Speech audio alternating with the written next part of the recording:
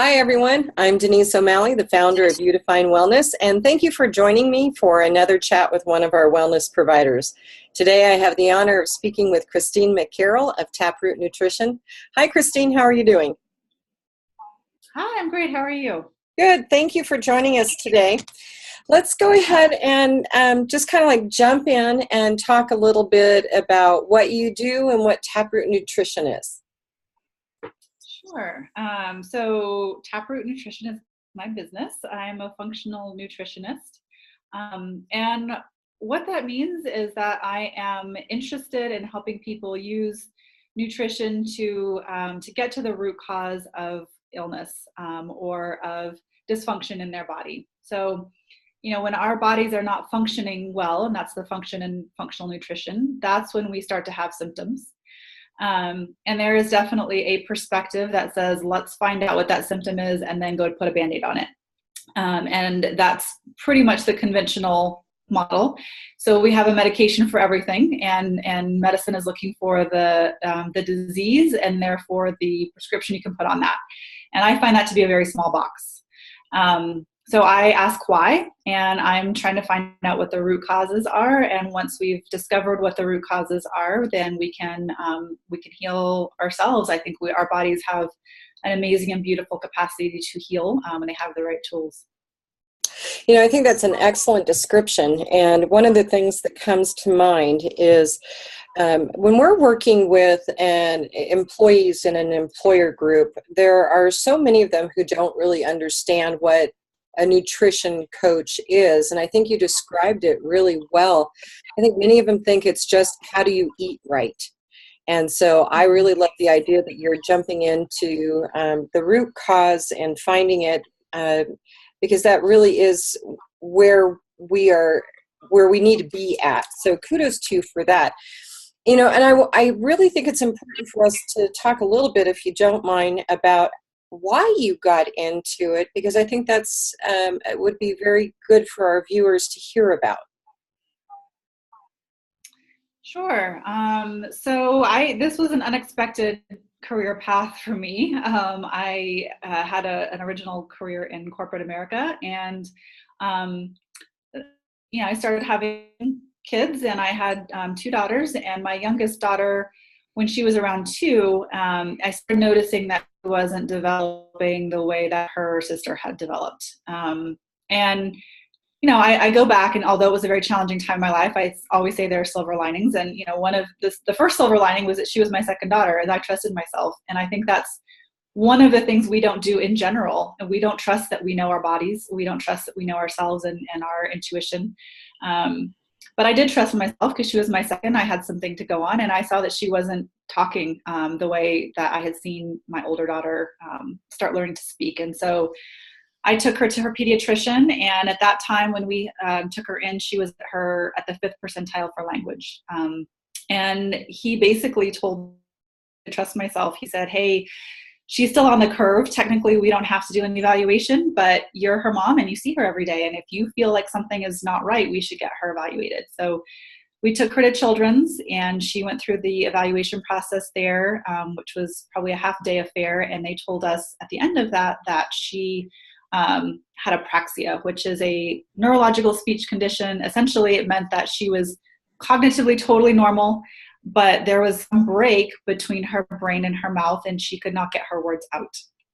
I wanted a second opinion, so we got through the early intervention program, which is kind of offered through the schools here, a second opinion. They did the same kind of evaluation. We got the same results at the end of that. And what's sad and interesting to me about that process was that neither of the groups that did this with her gave us any information.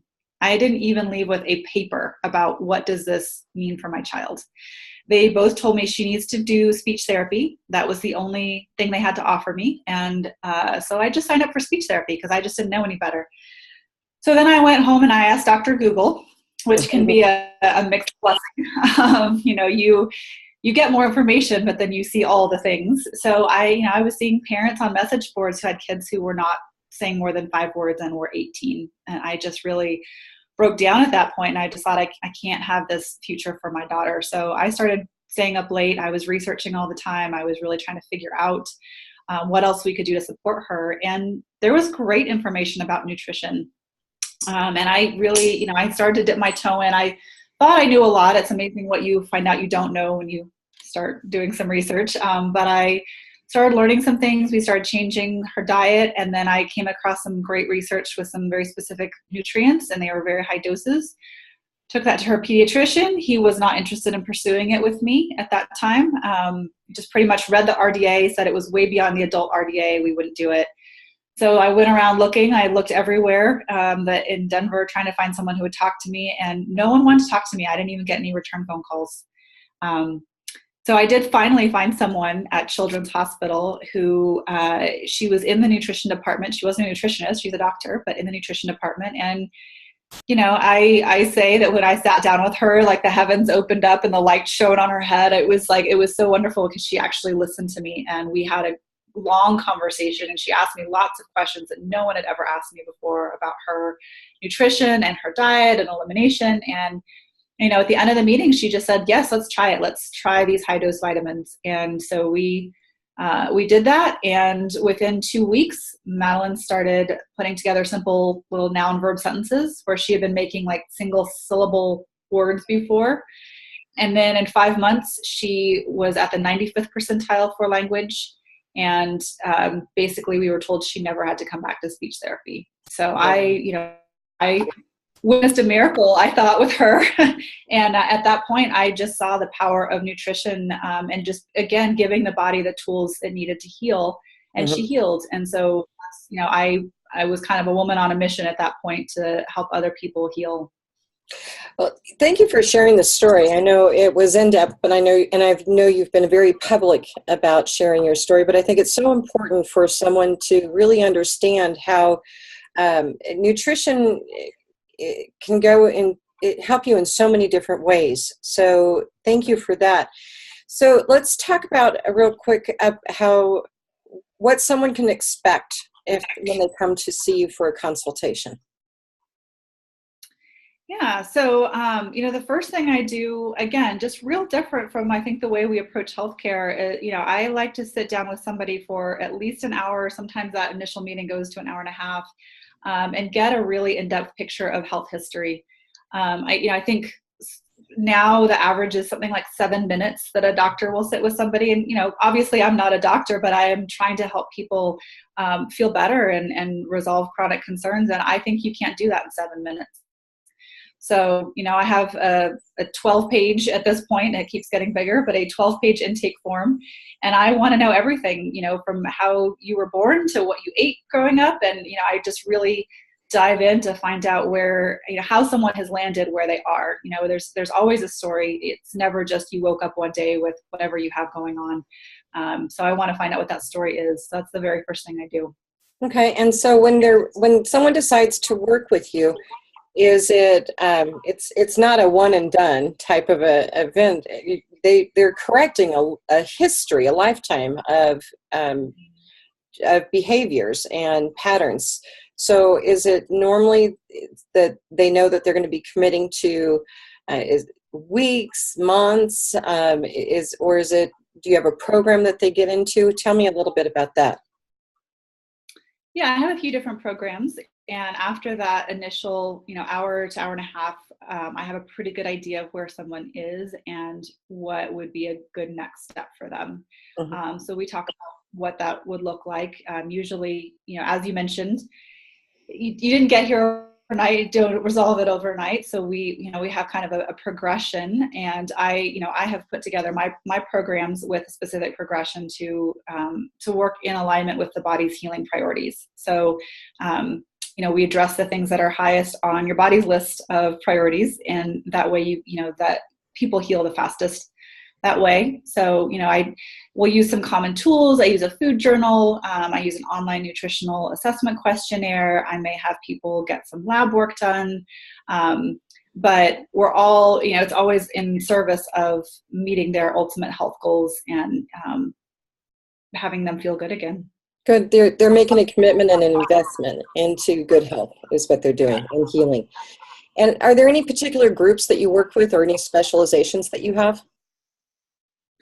So I have really been working a lot with women and women's hormone balance Mhm. recently. I also work a lot with digestive complaints. I was mentioning the healing priorities of the body earlier, and we certainly digestion is one of the top priorities for healing. So I work a lot with that as well.